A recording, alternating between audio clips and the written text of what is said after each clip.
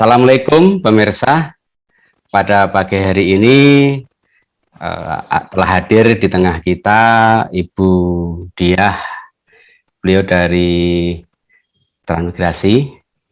Ibu Diah ini lebih terkenal dengan nama Diah Sipukat gitu ya.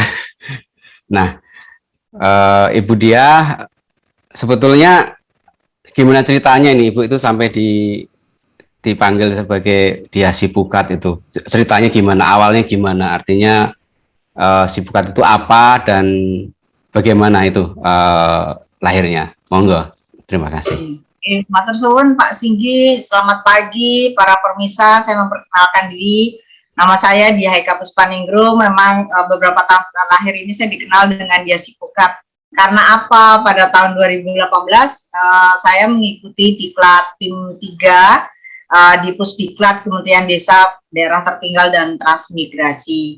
Nah, pada saat kami mengikuti diklat tersebut, setiap peserta itu harus membuat suatu inovasi atau terobosan untuk membuat suatu namanya proyek ubahan atau proper. Nah, disitulah timbul inisiasi dari saya bagaimana membuat suatu database ketransmigrasian. Karena ini pengalaman pribadi Pak Singgi. Karena pada saat saya melakukan ekspos ke daerah-daerah, saya harus membawa hard copy. Jadi peta-peta yang tebal itu saya harus membawa ke daerah untuk mempresentasikan tentang potensi kawasan transmigrasi. Nah, dari situlah saya timbul suatu pemikiran, inovasi bagaimana ya suatu ada sistem informasi yang tidak perlu membawa peta-peta tersebut, Pak Singgi. Akhirnya timbullah itu satu sistem informasi yang disebut namanya Sipukat, yaitu Sistem Informasi Peta Terpadu Kawasan Transmigrasi. Pak Singgi. Iya. Jadi kalau bisa saya rekam tadi, intinya sebetulnya pertama karena kebutuhan pribadi ya Bu ya. Jadi tidak direpotkan oleh peta-peta kertas yang mungkin juga ukurannya gede, bawanya juga jadi beban, tapi pengen ada suatu sistem yang bisa diakses dengan mudah dan dari tentunya juga kalau Ibu pergi keluar berarti kan dari jauh juga bisa diakses itu maksudnya Bu ya. Nah, juga selain itu menjadi wajibnya proper gitu kan. Nah, pertanyaan saya setelah Ibu selesai nih, sudah selesai mengikuti diklat, apakah terus nasib Sipukat itu udah selesai sampai situ apa masih dikembangkan lebih lanjut gitu? Monggo. Ini Pak Singgi, kebetulan Sipukat ini tahun 2018 selesai, Oktober 2018 selesai. Tapi Sipukat itu tetap dikembangkan pada saat itu di Direktorat Bina Potensi Kawasan Transmigrasi. Jadi sejak 2018 sudah masuk di dalam kegiatan yang ada di Direktorat BPKT tersebut. Dan sampai saat ini masih terus dikembangkan dan banyak tambah fitur-fitur yang masuk ke dalam aplikasi Sipukat. Jadi aplikasi Sipukat sekarang menjadi suatu database online ketransmigrasian yang menurut saya cukup komprehensif. Iya. Baik, tentunya ya pengembangan dari Sipukat ya. Sipukat ini kan sistem informasi peta kawasan terpadu ya, kawasan transmigrasi. Kalau bicara peta dan kemudian dia juga pasti itu kan bukan kertas lagi ya, tadi kan udah digital kan, atau sekarang kan lebih dikenal itu kan dengan nama GIS ya kalau sekarang itu, Geographic Information System. Dan GIS itu kan sebetulnya termasuk kategori aplikasi untuk sains Bu. Jadi tidak sembarang orang itu bisa pakai. Yang kedua juga untuk membangun satu sistem berbasis JIS itu juga tidak murah, artinya perlu satu keseriusan dalam pembiayaan baik untuk collecting data, kemudian juga untuk membangun aplikasi dan sebagainya. Nah, ketika pengembangan itu masalah pembiayaan gimana? Apakah kemudian menjadi urusan kementerian kok ditenderkan menjadi satu pekerjaan yang banyak konsultan yang ikut tender atau dengan swakelola? Monggo, pendanaan seperti apa? Oke, matur suwun Pak Singgi. Kebetulan di tahun 2019 tersebut kegiatan aplikasi Sipukat ini untuk pengembangannya kami melakukan dengan swakelola Pak Singgi. Oh Kenapa gitu ya. Pak swakelola? Jadi karena kami bisa memilih dengan orang-orang yang dapat mendukung, tim yang kuat untuk mendukung pengembangan Sipukat ini. Ya alhamdulillah kami mendapatkan dukungan-dukungan dari para tenaga ahli, narasumber yang saat sampai detik hari ini masih membantu untuk pengembangan Sipukat. Oh iya. Juga pernah saya dengar Bu ceritanya ya dari teman waktu itu kan waktu itu ketika Sipukat dikembangkan dan belum di launching ya, belum di launching artinya kan kalau belum di launching itu belum dinyatakan ini selesai sempurna. Tetapi waktu itu kok sudah kabarnya loh ya, kabarnya benar tidak nih pernah disertakan untuk seminar atau pameran di UGM ya, di Jogja ya. Nah, itu kan kalau secara apa itu? Secara nalar kan wong ini belum selesai kok udah berani-beraninya ke pameran dan sebagainya. Apakah nanti tidak mengecewakan pengunjung ataupun peserta pameran gitu loh. Nah, itu mohon cerita dikit ketika di Jogja itu gimana? Apakah itu terus banyak pengunjung yang kecewa, terus nggak respon, dicuekin karena aplikasinya kan belum jadi? Monggo, diceritakan sekilas. Iya Pak Singgi, kebetulan kalau nggak salah itu di tahun 2019 bulan Juli ya kalau nggak salah itu ada pameran tentang ketransmigrasian di UGM. Itu kebetulan karena ada acara tersebut, akhirnya aplikasi Sipukat diikutkan. Karena apa? Karena di situ banyak pameran-pameran yang disajikan di gedung Geraha Bakti di UGM tersebut. Nah, salah satunya pameran itu adalah Sipukat. Nah, tapi saya pada saat pameran tersebut tidak menyangka bahwa Sipukat itu mendapatkan suatu apresiasi dari para teman-teman mahasiswa yang di UGM maupun dari kantor dinas ketransmigrasian yang ikut acara seminar ketransmigrasian di UGM tersebut. Dan pada saat itu pun Menteri Desa, Daerah Tertinggal dan Transmigrasi Pak Eko Sanjoyo juga mengapresiasi bahwa transmigrasi mampu membuat suatu digitalisasi 4.0 4.0 untuk database ketransmigrasian. Ya, kalau saya menyikapi informasi itu sih bisa saja kan itu eksklusif ya, artinya kan yang hadir itu memang didominasi oleh transmigrasi ya kan, atau dari dinas-dinas ya, artinya masih lingkungan internal lah ya, wajar aja kalau mungkin apresiasi itu dari dalam. Nah, pertanyaan saya, pernah nggak seminar itu dibuka oleh umum atau masyarakat yang di luar transmigrasi, dan mereka tentunya lebih objektif ya, apakah Sipukat itu seperti apa tuh? Pernah nggak itu Sipukat itu dipamerkan di umum? Pernah, waktu itu kita mengikuti pameran di teknologi tepat guna, tepatnya di Sport Center di Bengkulu, itu pada tahun 2019 juga, dan di sana itu banyak pengunjung yang datang Pak, tidak hanya dari dinas atau lembaga yang hadir, tapi juga masyarakat umum, bahkan ibu-ibu, anak-anak juga pada melihat Sipukat, apalagi banyak anak-anak kecil yang senang gitu dengan membuka peta-peta Indonesia, dan mereka banyak yang bertanya, kira-kira ibu kota Indonesia yang baru tuh di mana sih gitu. Mereka malah melihat dari aplikasi Sipukat ini, jadi mereka semua sangat tertarik, dan mereka juga banyak yang pada saat di Bengkulu itu bagaimana cara mengikuti untuk menjadi calon transmigran. Mereka bisa melihat dari video-video yang pada saat itu sudah ada di aplikasi Sipukat. Iya.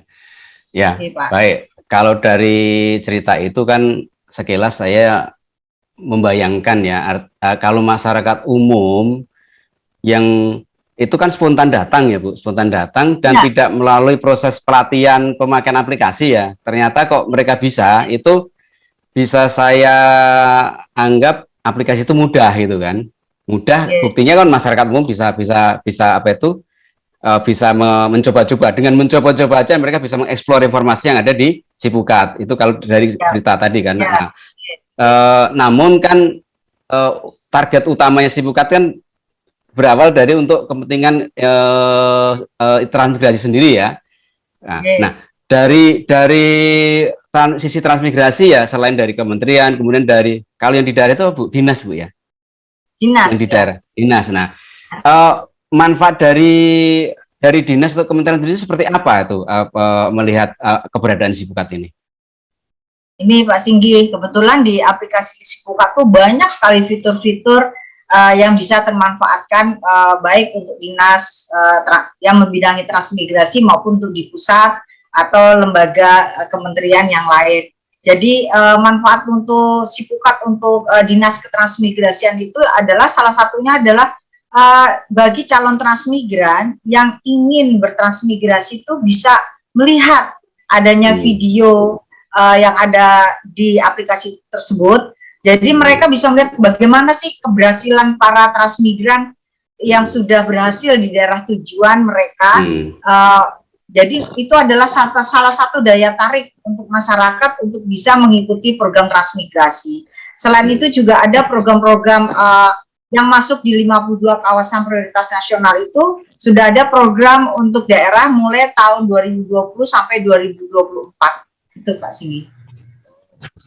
Ya, artinya ketika masyarakat itu melihat ada lokasi transmigran, kemudian ada video, kemudian juga ada pembukaan kawasan baru juga Bu ya. Itu kan secara nggak langsung Sipukat juga sebagai promosi bagi transmigrasi bahwa selama ini transmigrasi masih ada Bu ya. Ya kan, masih ada kegiatannya kan. Karena mungkin saya sendiri juga surprise, masih ada. Saya pikir sudah nggak seaktif dulu lagi gitu loh, gitu ya. Artinya kan itu dengan itu juga menjadi bukti bahwa ini loh transmigrasi masih eksis. Ya. Terus itu kan bagi tadi ya, bagi masyarakat, bagi dinas sendiri Bu, dinas seperti apa kalau manfaat yang dirasakan langsung oleh dinas? Nah, kalau dinas transmigrasi kebetulan kemarin seperti yang ada di Aceh Pak itu salah satunya tuh adalah dengan adanya ada aplikasi Sipukat ini, mereka itu bisa memaparkan tentang database ketransmigrasian dengan mudah Pak. Jadi ada di salah satu di dinas ketransmigrasian itu bisa memaparkan program-program transmigrasi melalui aplikasi Sipukat, misalkan tentang rencana kawasan transmigrasi. Nah, dengan mudahnya mereka bisa mengklik aplikasi Sipukat ini, tidak perlu tidak perlu membuka lagi dengan hard copy. Nah, itu ternyata membantu mereka Pak untuk menjelaskan kepada pimpinan atau kepada bupati untuk menjelaskan tentang ketransmigrasian. Dan alhamdulillah dengan adanya aplikasi Sipukat ini mereka bisa mendapatkan program untuk transmigrasi Pak. Tuh. Oh iya. Nah, itu yang Ibu ceritakan itu kan juga quote and quote masih dalam lingkungan transmigrasi Bu ya. Yang saya ingin tahu juga, apakah Sipukat itu juga memuat satu informasi yang juga dibutuhkan oleh kementerian lain atau menjadi satu sinergitas bagi antar kelembagaan atau kementerian? Apakah mungkin juga ke sana itu eksistensi dari Sipukat ini? Kebetulan Pak, kemarin waktu kami pameran ini dilihat oleh salah satu Bappenas Pak.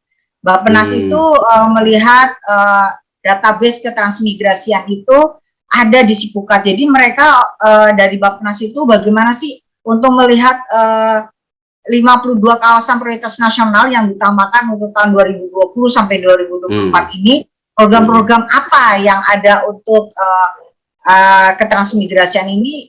Dari Bappenas itu sudah melihat ada aplikasi Sipukat dan nyatanya mereka dari Bappenas memberikan dukungan support terhadap database ketransmigrasian ini. Oh gitu ya. Artinya kan tidak hanya sekedar tidak cuma dari laporan, tapi Bappenas ini juga secara interaktif bisa melihat langsung data-data yang ada di Sipukat gitu ya Bu ya, yang ada di transmigrasi gitu kan. Ya, sudah mencoba Pak. Iya. Dan saya dengar juga perencanaan kawasan transmigrasi itu kan tidak sembarang ya. Mungkin juga harus memperhatikan apa itu kawasan hutan kalau nggak salah Bu ya. Artinya ada hutan-hutan yang nggak boleh overlap dengan area kawasan transmigrasi. Apakah aturan-aturan itu juga diadopsi di Sipukat itu? Ada di Sipukat itu ada namanya HPL hak pengelolaan lahan itu sudah masuk Pak. Jadi harus yang clear and clean. Jadi kita memasukkan ke dalam aplikasi Sipukat. Jadi yang ada di Sipukat adalah data-data yang sudah clear and clean untuk HPL hak pengelolaan lahan. Selain itu juga ada IPT Pak, izin pelaksanaan transmigrasi, artinya investor yang ingin menginvestasikan ke kawasan transmigrasi itu juga bisa dilihat di dalam aplikasi Sipukat. Ada sekitar 26 IPT yang sudah masuk di aplikasi Sipukat. Oh ya, IPT tadi apa Bu? IPT? Izin pelaksanaan transmigrasi Pak. Izin. Seperti di izin pelaksanaan transmigrasi, jadi seperti di Sumba Timur itu sudah ada perusahaan yang masuk untuk menginvestasikan di lahan kawasan transmigrasi. Itu sudah ada dan bisa dilihat salah satunya di Sumba Timur. Sumba Timur ya. Kalau Ibu menyebut itu izin, itu berarti kan Sipukat ini juga menjadi satu pelayanan publik dong Bu?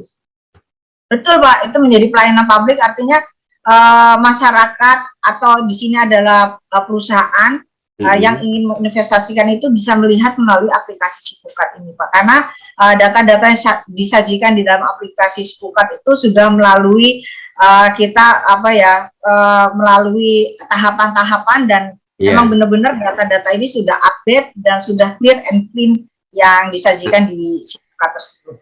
Ya, kalau melalui tahapan itu artinya ini bukan cerita bohong atau hoax ya, tapi melalui proses verifikasi begitu maksudnya Bu ya? Ya, verifikasi ya. Ya betul, artinya kan ada dipertanggungjawabkan lah sepenuhnya bahwa apa yang disajikan oleh Sipukat itu adalah benar adanya, gitu kan? Tidak asal upload hanya untuk seolah-olah ada isinya gitu kan? Tapi memang benar-benar fakta di lapangnya seperti itu dan ini menjadi sudah tervalidasi gitu, maksudnya begitu ya Bu ya. Ya.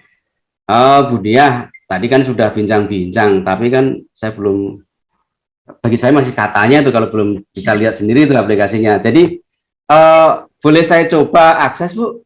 Mohon izin? Boleh Pak, melalui Google Pak. Oh iya, sebentar Bu ya, sebentar saya. Ya. Ya, sebentar Bu, sebentar. Oh ya, ini paling atas nih malah. Jadi Sipukat sudah dikenal oleh Google Bu ya artinya. Ya, sudah dikenal ya.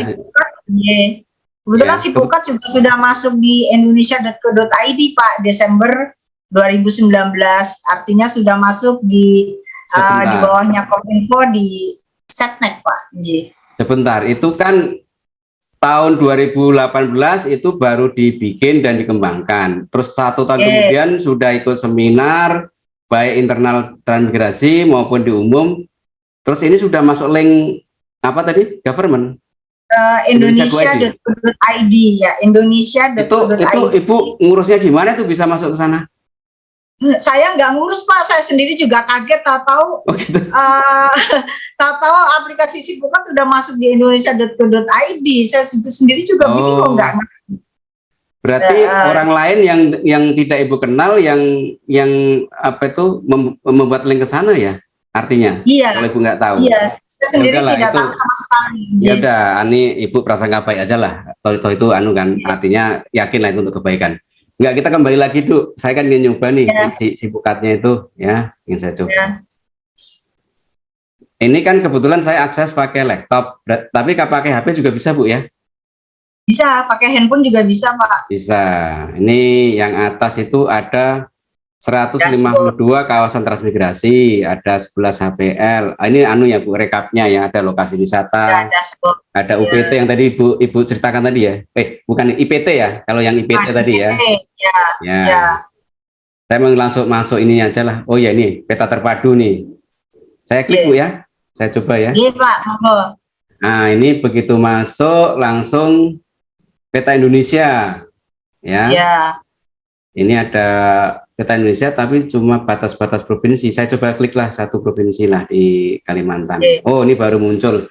Nah, yang biru-biru itu apa Bu ini Bu? Ini Bu? Yang biru-biru itu adalah kawasan transmigrasi Pak. Yang tadi sudah saya sampaikan ada 152 kawasan transmigrasi yang sudah ditetapkan oleh Menteri Desa, Daerah Tertinggal, dan Transmigrasi Pak. Jadi ada sebetulnya 619 kawasan transmigrasi.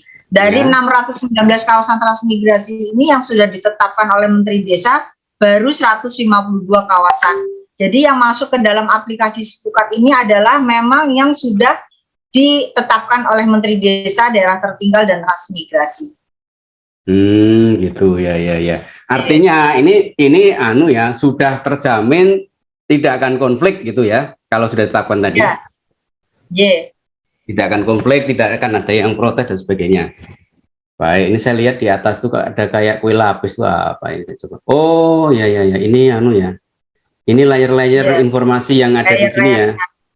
Nah, ini ada juga, wah, rupa bumi Indonesia masuk sini juga ini. Artinya ini kan berarti Sipukat juga menghadirkan informasi dari server luar nih ya Bu ya, dari punyanya PIK ya ini ya.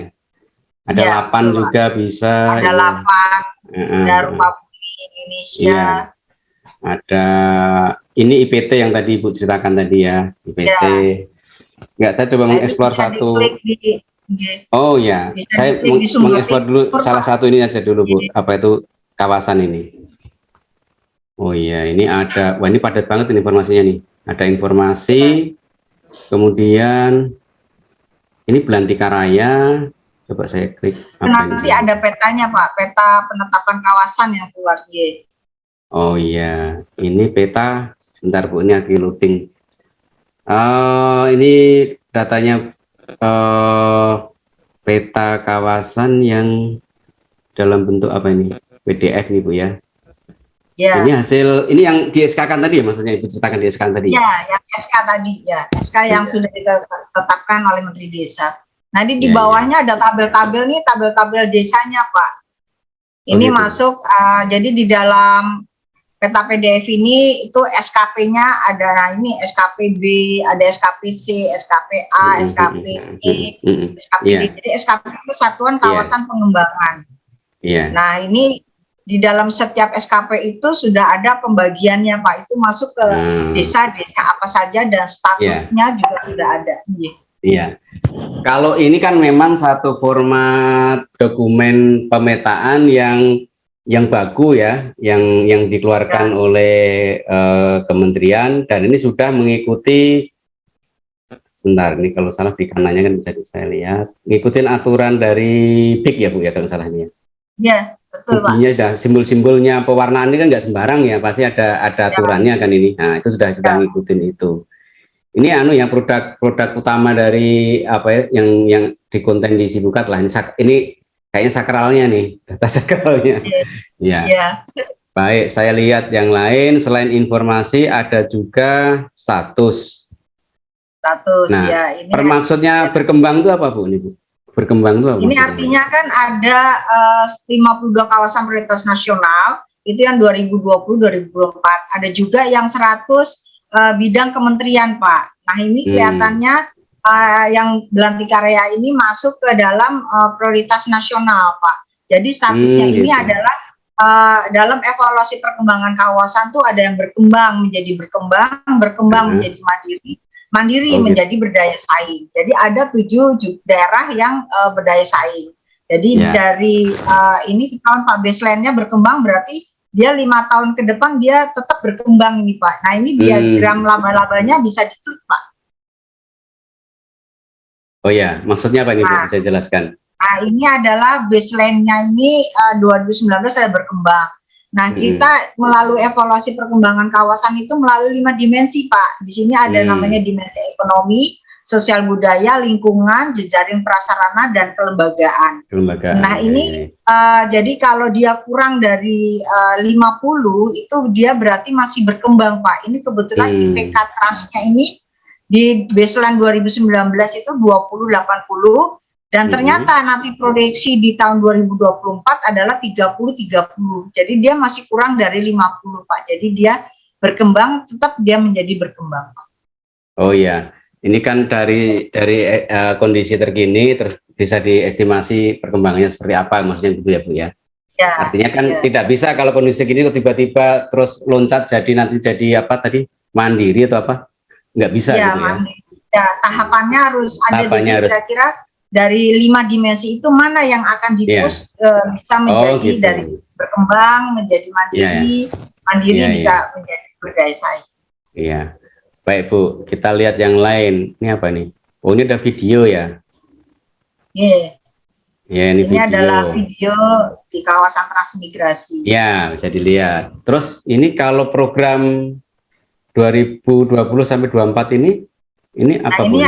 Kemarin ini adalah program yang disampaikan dari daerah Pak, dari dinas yang membidangi transmigrasi. Kebetulan pada saat kami memperolehnya adalah pada saat kami ketemu di Bali Pak. Nah mereka adalah daerah-daerah mengumpulkan program mereka dari 2020 sampai 2024. Jadi ini kita masukkan ke dalam aplikasi Sipukat sesuai 5 dimensi tadi Pak. Jadi tahun pertama itu dimensi ekonomi seperti apa, dimensi sarprasnya seperti apa, ini sudah ada semua tertera di dalam program 2020-2024. Oh, ini artinya yang di Sipukat itu tidak hanya data-data dari kementerian, tapi juga ini dari usulan ya Bu, usulan daerah atau apa ya? Ya, usulan daerah, betul Pak. Oh gitu. Jadi apa itu daerah itu pengen sudah mencanakan seperti apa itu masuk ke sini berarti artinya? Sudah masuk ya. Iya. Baik. Terus ini ada penempatan transmigrasi. Ya. Ini penempatan transmigrasi di lokasi Kahinga ya. Ini tahun 2019 ini ada 50 Pak. 50. 50 KK ya. Ya, 50 TPS Pak, transmigran lokal. Iya. Kalau ini PUT itu apa itu? PUT pengembangan usaha transmigran Pak. Transmigrasi. Jadi dia di sini kira-kira apa pengembangan usahanya. Nah ini untuk 2020-2024 juga sudah ada Pak.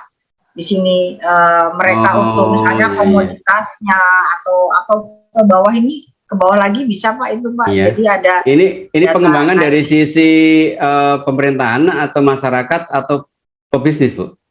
Atau semuanya? Ini untuk transmigran Pak. Pengembangan untuk usaha transmigran. Ya, untuk transmigran. Oh, iya.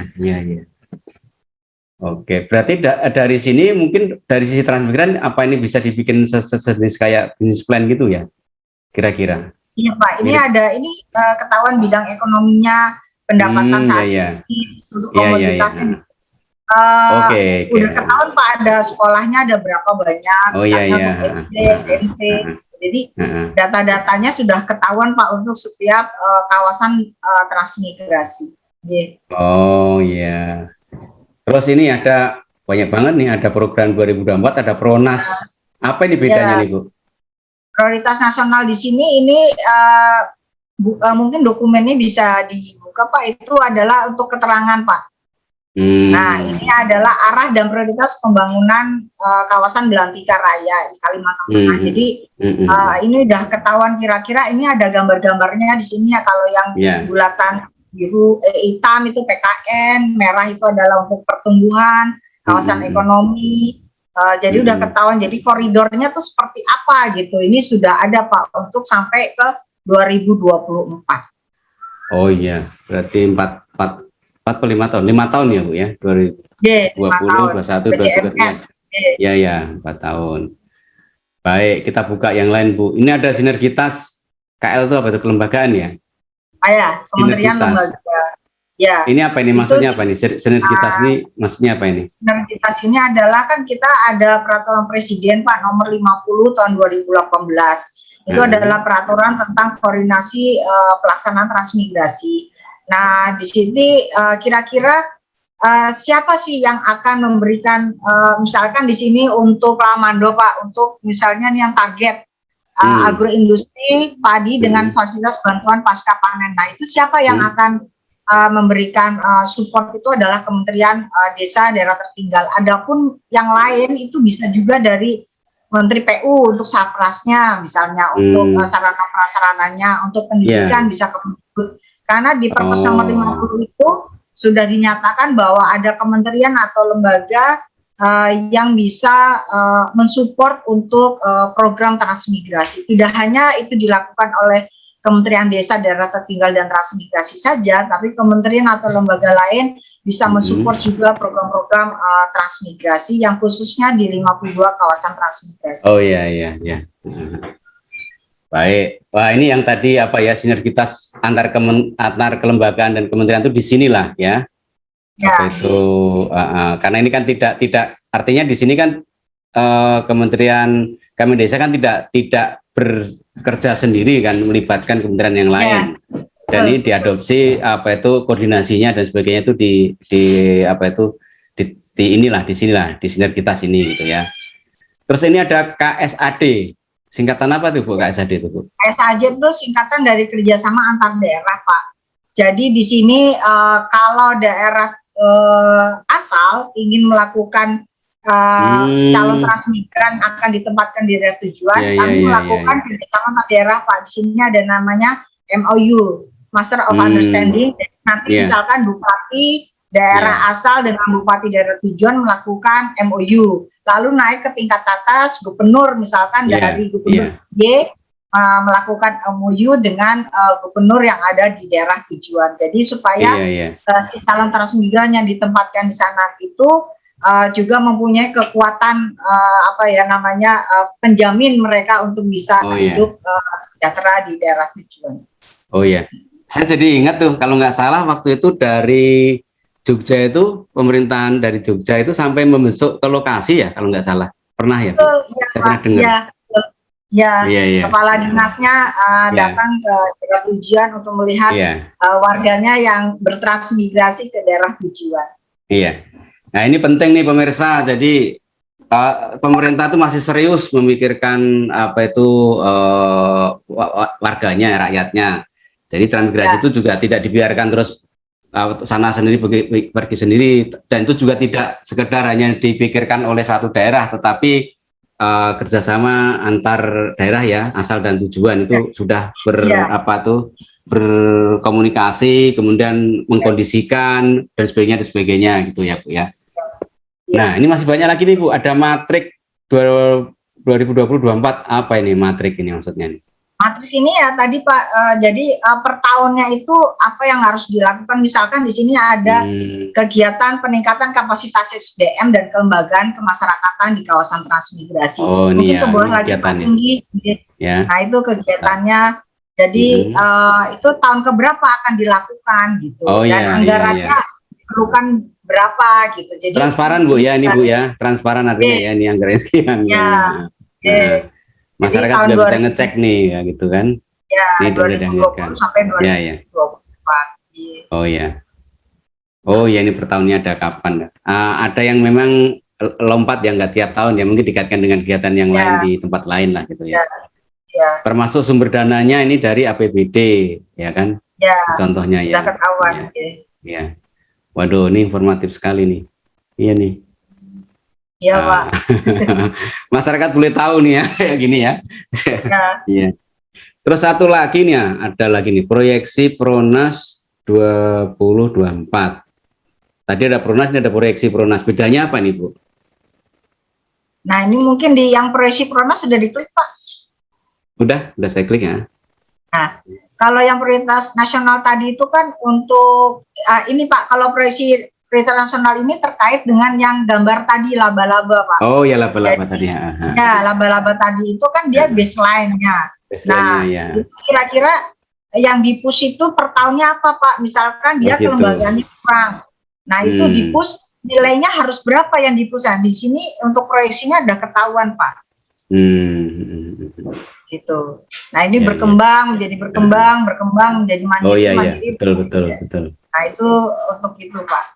Untuk mengetahui proyeksi Pronas, dan kebetulan di tahun 2021 ini itu sudah dilakukan evaluasi perkembangan kawasan 18 kawasan trans Pak. Mungkin nanti di tahun 2022 akan masuk lagi ke Sipukat. Iya.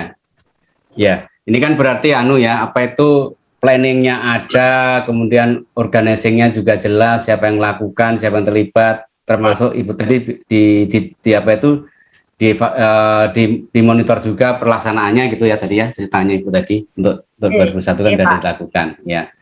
Wah, ini kita baru bicara satu layer ini Bu, satu informasi tentang kawasan transmigrasi, masih banyak ini Pak. Tapi nggak mungkin Ibu waktunya kan. Dia terima kasih waktunya, sehingga dari sini pemirsa ya saya yakin akan banyak dapat informasi tentang transmigrasi.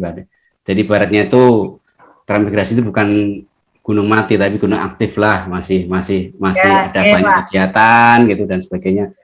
Mungkin ada pesan-pesan atau sesuatu ingin disampaikan ke pemirsa atau ke masyarakat umum Bu yang ingin disampaikan terkait dengan transmigrasi dan khususnya mungkin Sipukat, monggo silahkan.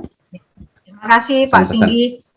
Pesan-pesan saya mungkin transmigrasi ini masih ada, masih eksis. Jadi bagi para mungkin calon transmigran yang ada di daerah asal bisa tetap ikut program transmigrasi walaupun mungkin saat ini keterbatasan lahan mungkin yang menjadi yang agak sulit gitu. Tapi program transmigrasi tetap ada dan selain itu juga bagaimana sih orang-orang ingin mengetahui program transmigrasi bisa melihat melalui aplikasi Sipukat ini yang selalu kami update dan data-data yang kami sajikan di aplikasi Sipukat ini sangat informatif dan sangat memberikan data-data yang selalu up to date kepada masyarakat yang ingin melihat database transmigrasi secara online. Itu Pak, terima kasih. Ya, terima kasih atas waktunya. Izin kami tutup Bu ya. Alhamdulillah kita sudah terselenggara bincang-bincang dengan ini dan kami tutup dengan Assalamualaikum warahmatullahi wabarakatuh. Waalaikumsalam warahmatullahi wabarakatuh.